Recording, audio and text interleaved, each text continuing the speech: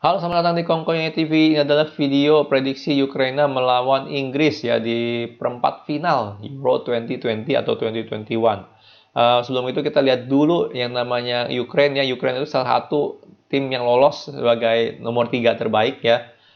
Perjalanannya sih nggak gitu bagus ya. Kalah 3-2 lawan Netherlands, menang 2-1 lawan Makedonia, kalah 0-1 lawan Austria sama menang 1-2 lawan Sweden ya. Swedennya ada kartu merah. Gua nggak nonton itu. Tapi kalau kita lihat pemainnya sendiri itu nggak banyak yang bagus ya. Cuma si Cienko sama Yarmolenko doang. Yarmolenko juga ya biasa aja lah ya, nggak top-top banget. Pemain West Ham kalau nggak salah ya. Yang lain sih gue nggak tahu. Sorry aja nih. Nggak ada yang gue kenal. Ya cuman dua itu. Jadi Shevchenko ya gue suka lu sebagai pemain ya. Bahkan gue ada bajunya dia AC Milan di tahun 90-an atau 90 akhir atau tahun 2000 awal gue lupa. Gue ada baju dia, tapi gimana pun juga I don't think nggak ada skenario nya Ukraine bisa menang ya lawan Inggris ya. Gimana pun juga Inggris kualitasnya tuh bener-bener gila sekarang ini. Yang tim ini nih bener-bener gila kualitasnya. Ya dia main jelek pun masih bisa menang karena kualitasnya itu ya top top banget lah gitu loh ya. Um, Permasalahan Inggris ada satu, kreativitas yang nggak ada ya. Defensif mereka kuat sekali ya karena Phillips sama Rice ini defensifnya sangat bagus ya, tapi dalam segi kreativitas mereka nggak gitu banyak membantu ya. Makanya penting banget seperti yang sebelum-sebelumnya gue bilang di prediksi, penting banget Inggris ini taruh pemain yang mikir untuk passing bukan mikir untuk shooting. Itu penting sekali ya. um, Kemarin dia nggak taruh siapa-siapa yang bisa seperti itu, benar nggak ya. 5 back dia pakai 3-4-3 kan, tapi 5 back, 2 CDM sama 3 attacker, Sterling, Kane sama Saka. Itu nggak ada yang mikir untuk passing, benar nggak ya. Saka terlalu bowler, benar nggak. Sterling boro-boro, dia kayaknya pengen cari golden golden boot kali di Euro ini ya. Jadi kasihan Harry Kane nggak dapet apa supply bola gitu loh.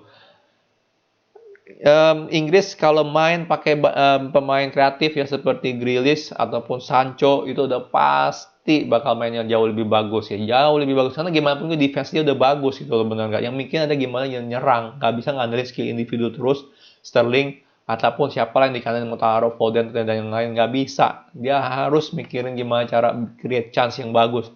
Lihat aja semua permainan Inggris ya, pasti attempt-nya on targetnya cuma 3, off targetnya cuma 4, totalnya paling cuma 5, 6, 7 doang gitu loh. Berarti kan bener-bener nggak bisa create chance nih mereka nih Inggris. Problemnya di situ. Mau lawan siapapun juga ya. Jadi semoga aja dia apa namanya si Southgate ya mikir untuk taruh pemain kreativitas di Inggris nanti ya ketemu Ukraine.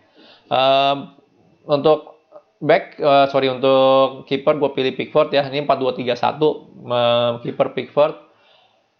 Kalau gue bilang sih ini back udah yang terbaiknya Inggris ya. Shaw, Maguire, Stones ya. Pecinta Chelsea sorry aja ya, Chilwell tuh nggak ada tai-tainya sama Shaw ya. Shaw tuh udah the best left back in England, no question asked. Kanan kalau gue bilang Trippier jauh mainnya lebih bagus ketimbang si siapa namanya Kyle Walker ataupun Rhys James ya. Jadi kalau kanan gue jauh lebih milih Trippier ketimbang mereka berdua ya. Kyle Walker defensively bagus tapi dia nggak pernah bantu offense ya, rada katro. Phillips Rice itu udah nggak bisa lagi dia tergantikan. Mereka berdua ini superstarnya Inggris sekarang ini kalau gue bilang. Walaupun Sterling ngegolin terus, tapi menurut gue mereka ini yang benar-benar bikin Inggris itu nggak pernah kebobolan sampai sekarang ini. Gila loh, benar nggak? Gila, benar-benar gila nih, nggak pernah kebobolan ya, karena mereka berdua ini pressingnya sangat bagus sekali ya.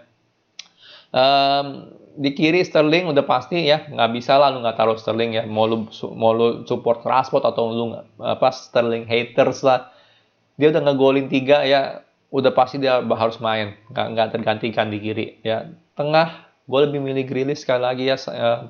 By the way ini formasinya sama yang gue pilih sebelumnya ya. Jadi Grealish itu udah pasti harus main ya. Buktinya aja lah, kemarin dia masuk cuma berapa menit doang, itu ngerubah banget permainannya Inggris karena dia nggak mikir untuk shooting, dia nggak mikir oh gue harus lewatin orang nih gitu loh, nggak, dia mikir untuk passing. Seandainya dia lewatin orang pun dia mikir untuk passing setelah itu ya. Grealish pentingnya di situ ya. Berarti orang mau yang bilang dia nggak ada visi atau apa, tetap aja yang penting dia mikir untuk passing, dia mikir untuk create bukan mikir untuk shooting ya. Itu pentingnya Grealish. Jadi Grealish harus main.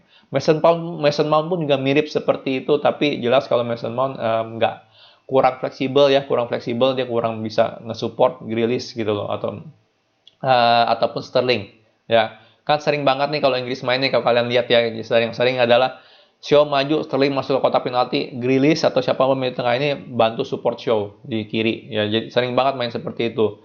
Jadi Grealish menurut gue lebih cocok di situ karena dia lebih fleksibel, bisa ke kiri, bisa ke kanan, bisa main sebagai winger lah, maksud gue seperti itu. Kalau Mason Mount main sebagai winger, gue masih tanda tanya besar sih, nggak gitu cocok ya. Dia lebih mirip kayak Bruno lah gitu, lebih mirip, lebih suka free roll sedikit gitu loh, benar nggak, walaupun kreativitasnya nggak setinggi Bruno.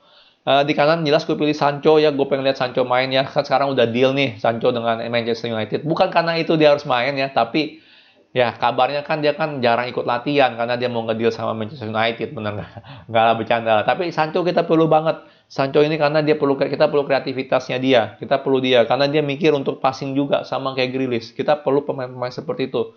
Dapat bola di depan untuk passing itu penting banget karena Harry Kane ini kan goal machine, mesinnya gol. Ya lu kasih bola dia sejelek apapun dia bisa cari ruang untuk finishing. Ya jadi Harry Kane ini goal machine menurut gue nih. Sama ini si Southgate tuh nggak mikirin seperti itu gitu loh, nggak mikirin untuk memaksimalkan Kane ya. Dia cuma lebih mikir, oh lu bisa jago gocek kak, bisa ngegolin nggak, ya lumayan ya. Bahkan si Saka pun dimainin sama dia, Bukayo Saka, aduh ampun itu anak masih ingusan ya, itu harusnya jadi ball boy itu orang ya. Jadi sorry aja ya pencinta jus, gue nggak milih Saka banget di kanan ya. Jelas kalau sama Foden gue mungkin lebih milih Saka sedikit karena otaknya Saka lebih mirip untuk passing sedikit ketimbang itu, tapi tetap aja kualitasnya masih jauh men dibanding Sancho. Lu milih Saka itu kalkulasinya di mana, bener nggak ya? Takut di ban sama si botak, bener nggak?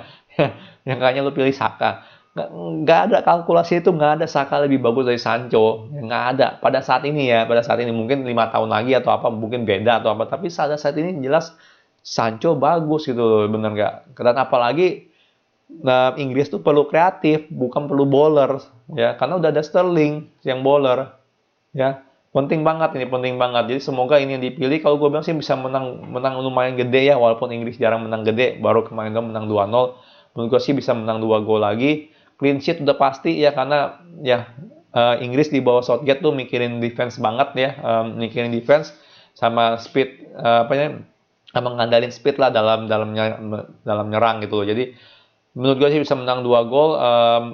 Kemenangan untuk Inggris ya 0-2 lah ya, 0-2 bisa menang lah, udah pasti lah ya. Sorry aja auto final sih menurut gue udah pasti ya. Bagi yang nggak setuju ya terserah. Terserah ya. Kualitas pemain di kubu yang kanan itu jelas Inggris paling gila ya. Ya mungkin Denmark lah, gue mau lihat dia main lawan Denmark gimana, karena kalau lawan Ceko juga udah pasti auto final ya. Oke, sekian video dari gue. Kalau suka jangan lupa like, subscribe, and thank you for watching.